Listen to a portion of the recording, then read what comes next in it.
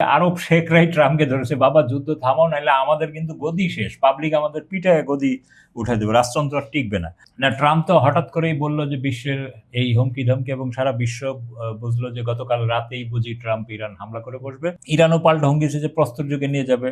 America এই 6 মাসে 2 বার পরাজিত হলো। সুপ্রিয় দর্শক, খবর সংযোগ টক শোতে আপনাদের স্বাগত। কেমন আছেন আপনারা? নিশ্চয়ই ভালো, আমরাও ভালো আছি। আপনাদের সঙ্গে রয়েছে আমি কাজল হায়দার, আর আমার সঙ্গে আজকে স্টুডিওতে রয়েছেন সিনিয়র সাংবাদিক আহমদ আতিক ভাই। খবর সংযোগ টক শোর দর্শক শ্রোতা যারা দেশ এবং দেশের বাইরে, এবং আমাদের তরফ থেকে আজকের অনুষ্ঠানে আপনাকে স্বাগত জানাচ্ছি। দর্শক শ্রোতাদেরও স্বাগত। সরাসরি আজকে আপনার টপিকে ঢোকার আগে ছোট্ট করে 2-3টা কমেন্টস পড়ে নিচ্ছি, তারপর আমরা সোজাসুজি মধ্যপ্রাচ্যে ঢুকে যাব। স্ট্রেঞ্জ ওয়ার্ল্ড নামে একটা আইডি থেকে একটা কমেন্ট আসছে, ইউটিউবের আমাদের এক বন্ধু। আপনাদের আলোচনা একদম বাস্তবিক, বিশ্লেষণ একেবারে ক্লিয়ার এবং বিশ্বাসযোগ্য। ধন্যবাদ আপনাকে। এমডি আলম লিখছেন এক্সেলেন্ট ডিসকাশন, আপনাকে ধন্যবাদ। মিস্টার সালাম মিয়া লিখছেন আমি শুনতেছি সৌদি থেকে, ধন্যবাদ আপনাকে প্রবাসী ভাই। শিহান খান লিখছেন আলোচনা চালিয়ে যান, ধন্যবাদ আপনাকে। আজিজ মোহাম্মদ লিখছেন কাজল হায়দার ভাই এবং আহমেদ আতিক ভাইকে অনেক অনেক ধন্যবাদ। আমি আবুধাবি থেকে সবসময় আপনাদের ভিডিওটা দেখার চেষ্টা করি, আপনাদের আলোচনা শুনে অনেক ভালো লাগে, অনেক আনন্দিত হই এবং অনেক আশান্বিত হই, এবং আপনাদের আলোচনার মাধ্যমে বর্তমান পৃথিবীর পরিস্থিতিটা কিছুটা জানতে পারি। সে কারণে আপনাদের জন্য অনেক অনেক ধন্যবাদ এবং শুভকামনা। ধন্যবাদ আপনাকে আমাদের সঙ্গে থাকার জন্য। তো ফেসবুকে প্রচুর কমেন্ট এসেছে, যেহেতু আমাদের আজকে সময় খুব হাতে অল্প, এই জন্য আমি কয়েকটা পড়তেছি। শরীফুল ইসলাম লিখছেন আপনাদের দুজনের আলোচনা খুব সুন্দর লাগে, ধন্যবাদ আপনাকে। ধন্যবাদ।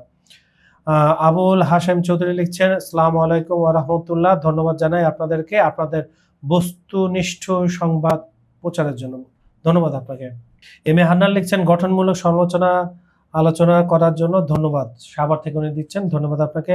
আলমগীর হালদা লিখছেন আসসালামু আলাইকুম ভাই, আপনাদের আলোচনাটা খুব সুন্দর লাগছে, কিন্তু সামান্য একটু হেডলাইন বলেন, কিন্তু পুরোটা বলেন না কেন? পুরো সংবাদ, আমাদের পুরো সংবাদ টক শোতে পুরোটাই থাকে, এবং একটু করলেই আপনারা কিন্তু দেখবেন যে এটা আমরা ছোট ছোট পার্ট দিয়ে ছাড়ি, পরবর্তীতে বিস্তারিত আপনি একই চ্যানেলে পাবেন।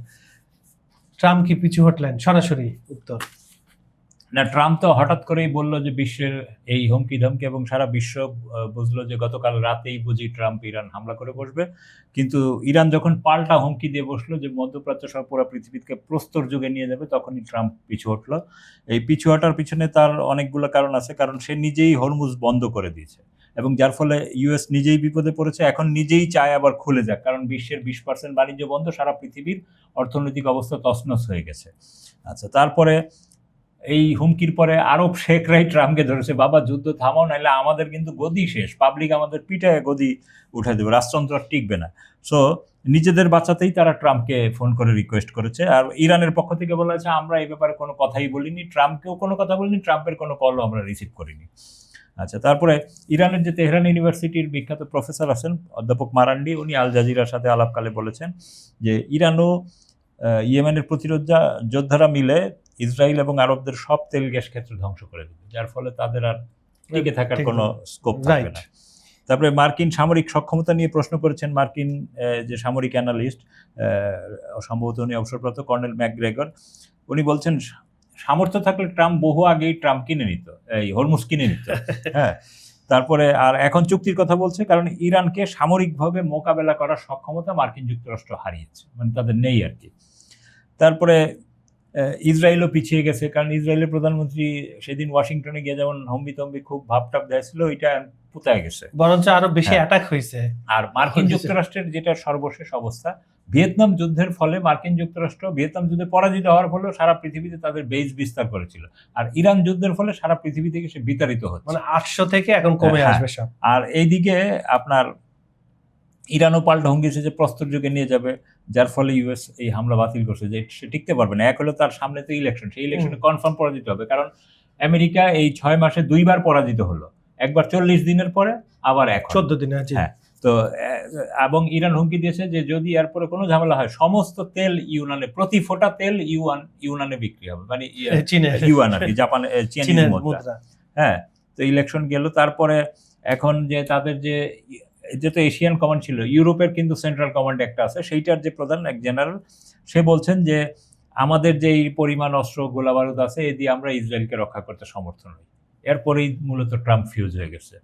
হ্যাঁ, তারপরে আপনার আরেকটা জিনিস বেড়ে গেছিল যে যখন যে যুদ্ধ থামাইছিল আর কি, তখন আমেরিকার তেলের স্টক ছিল 30 দিনের, এখন সেটা 15-16 দিন চলে গেছে। এখন তো বুঝেনি অবস্থা কি, তার মানে তার স্টকও কমে গেছে। এবং বলা হয়েছে যে দ্বিতীয় বিশ্বযুদ্ধের পর তার সর্বোচ্চ তেলের স্টক ছিল 350 মিলিয়ন ব্যারেল আর কি, সেইটা গত কয়েকদিনে কমে 250 মিলিয়ন তারা অফিসিয়ালি বলছে, বাস্তবে নিশ্চয়ই আরো বেশি, হ্যাঁ হ্যাঁ, মানে কম, আরো কমে গেছে।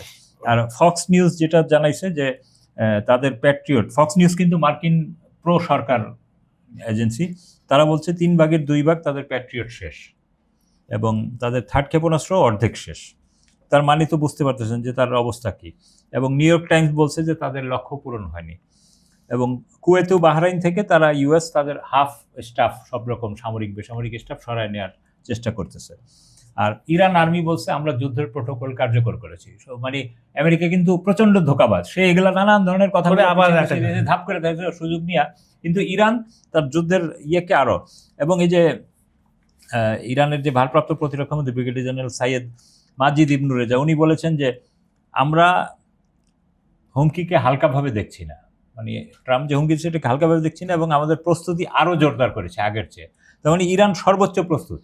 এবং এই যে মার্কিনীরা যে দেখেন এই যে সিভিলিয়ানের উপর আক্রমণ করে, এই যে ক্যাশম দ্বীপের যে ছবিটা বিভিন্ন সংবাদ মাধ্যমে এসেছে, একটা পুরো আবাসিক এলাকা একটা বাড়িতে হামলা করেছে, এক যে স্কুল শিক্ষক, তার ওয়াইফ, তার 3 বাচ্চা, এক বাচ্চা মারা গেছে আর 2 বাচ্চার মনে উদ্ধার করেছে।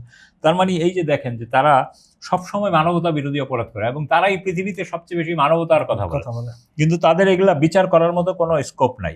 হ্যাঁ, তারপরে আবার আপনার আরেকটা জিনিস খেয়াল করেন, ইউরোপও কিন্তু এই এখন এই মধ্যপ্রাচ্যের কারণে ইউরোপ ভেঙে পড়তে, ইইউ যেটা সেটা ভেঙে পড়ার উপক্রম হয়েছে। এই যে স্পেনের প্রধানমন্ত্রী উনি মানবিক কথা বলছেন, যার ফলে তারা করছে কি, ইসরায়েল এবং আমেরিকানরা মিলা ওই যে সেতা শহর, যে আফ্রিকান অঞ্চলে যে মরক্কোর পাশে যেই শহরটা, ওইটাতে রাতারাতি 50,000 লোক ঢুকাই দিছে, 1 সপ্তাহের মধ্যে 60,000 ঢুকছে। তার মানে কি ওইটা দেখা গেছে খুব পরিকল্পিত, কারণ এর 1 সপ্তাহ আগে থেকে ফেসবুক সহ নানান প্রচার মাধ্যমে বলা হয়েছিল ওইখানে গিয়ে ঢুকতে পারলেই, 1 সপ্তাহ 1 মাস থাকতে পারলেই তুমি ইউরোপে কনফার্ম হয়ে যাবে।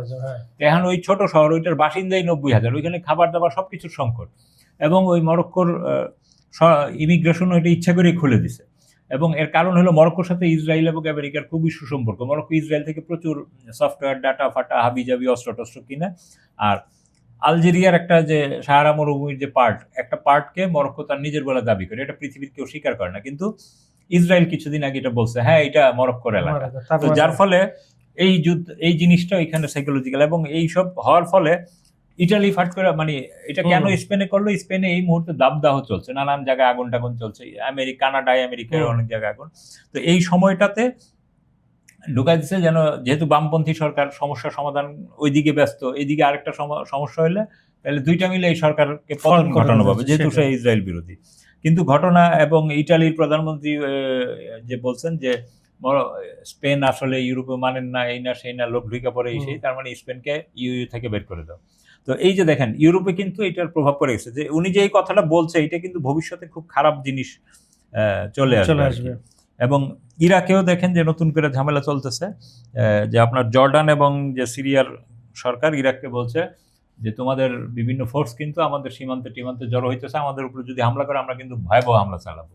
ইরাক গভর্নমেন্ট এটা সহ, এবং এই যে সৌদি আরব হঠাৎ করে আরবদের বিভিন্ন দেশকে নিয়ে বৈঠক করলো, এর ফলে সৌদি যে পররাষ্ট্র, সৌদি এইসব না, সৌদি এবং এই যে জর্ডান এবং সিরিয়ার এর পরে ইরাকের প্রধানমন্ত্রী তার মন্ত্রী পরিষদ নিয়ে বৈঠক করছেন, এবং বৈঠক করে একটা সিদ্ধান্ত জানিয়েছেন যে প্রতিবেশীর বিরুদ্ধে যে কোনো হুমকি মোকাবেলা করবে ইরাক। প্রতিবেশীর উপর যদি হামলা হয়, তার মানে টেকনিক্যালি সে ইরানকেও বুঝাইছে, আবার ওদেরকেও ঠান্ডা করছে। হ্যাঁ, রাইট।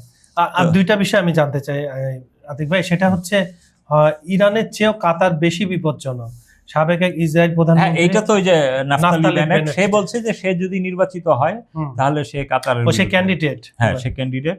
তো এইগুলা পুরনো কথা, এটা নিয়ে খুব মানে সবচেয়ে এখন হলো, মানে এই হামলার পর ওই যে ট্রাম্পকে কিন্তু সৌদি যুবরাজ সালমান কালকে রাতেই ফোন করছে যে ভাই আমার কিন্তু গদি শেষ, বাঁচাও। আর এইদিকে ওমান তো ধরেন ছোটখাটো দেশ, সে ওই ওমান এবং আরব আমিরাত তারা কিন্তু নানান ভাবে তাদের এখানে লোক আকর্ষণ করতে চাইছে, তাদের তো ব্যবসা নাই। হ্যাঁ, তো ওমান পর্যটকদের জন্য 14 দিনের একটা পর্যটন ভিসা ফ্রি করে দিছে, যারা আসবে 14 দিন ফ্রি থাকতে পারবে, পরে আবার আমরা ইয়ে করবো। আর ইয়েমেনের তো যে প্রতিরোধ যোদ্ধাদের 8টা ট্যাঙ্কার, সেটা তো গত পরশু দিনের খবর, সৌদি এখন মানে এখন ওই যে শুধু হরমুজ না, এখন বাবাল মানদেব মানে বাবাল মানদেব যদি খোলাও থাকে, কিন্তু সৌদি তেল যদি এখান দিয়ে পরিবহন করতে না পারে, ইসরায়েলগামী জাহাজগুলি যদি যাইতে না পারে, মার্কিন কোনো জাহাজ যদি না যাইতে পারে, তো পৃথিবীর অন্য যতই আপনি ওই ইয়েমেনের প্রতিরোধ যোদ্ধার বলুক আমরা কিছু করবো না, কিন্তু কেউ ওই দিক দিয়ে মুভ করবে না। তার মানে কি এটা আমি কি বলতে পারি, আমরা কি বলতে পারি যে মধ্যপ্রাচ্যে মার্কিন যুক্তরাষ্ট্রের পর সবচেয়ে বেশি বিপদে আছে সৌদি আরব? হ্যাঁ অবশ্যই, ইসরায়েলের চাইতেও বেশি। হ্যাঁ, এবং এই তিনটা কিন্তু অক্ষ শক্তি, মার্কিন যুক্তরাষ্ট্র, ইসরায়েল, সৌদি আরব। আবার সৌদি আরব হলো এগুলোর ফাদার, মিডল ইস্টের সব দেশ, এই যে কাতার, কুয়েত, আরব আমিরাত, এই যা বলেন এগুলোর ওস্তাদ হলো সৌদি আরব। হ্যাঁ, মিশর যদিও একটা শক্তি, কিন্তু সেও অনেকটা সৌদি আরবের সাথে এক লাইনে চলে, কিন্তু বেসিক্যালি ইসরায়েলের সাথে দেখেন আমেরিকা, ইসরায়েল, সৌদি আরব। সৌদি আরবরে আমাদের মুসলমান বোকা মানুষরা কেন যে মানে ইসলামের এত ইসলামের পূর্ণভূমি, নিঃসন্দেহে রাসূল সাল্লাল্লাহু আলাইহি ওয়াসাল্লামের রওজা আছে এখানে, ওখানে আমরা হজ করি, কিন্তু এর শাসক গোষ্ঠী রাইট মানে ইসরায়েলের সেবা দাস, এবং তারাই মূলত ইসরায়েলকে টিকিয়ে রাখছে। আপনি দেখেন ফিলিস্তিনকে, তারা ফিলিস্তিনিদের খাদ্য এবং অন্যান্য সহায়তার ক্ষেত্রে অনেক জোর ঝামেলা করে। আবার এই যে ইয়েমেনের যে প্রতিরোধ যোদ্ধারা, তারা বলছে যে আমরা সৌদি আরবের আকাশ এড়িয়ে, সৌদি যেহেতু অবজেকশন আছে, সৌদি আরবের আকাশ এড়িয়ে আমরা ইসরায়েলের দিকে হামলা করেছি, সৌদি আরব সেই হামলা ঠেকায়, ইসরায়েলের উপর কোনো হামলা করতে দিবে না। তার মানে কি, সে কি মুসলমান? সেটাই তো কথা।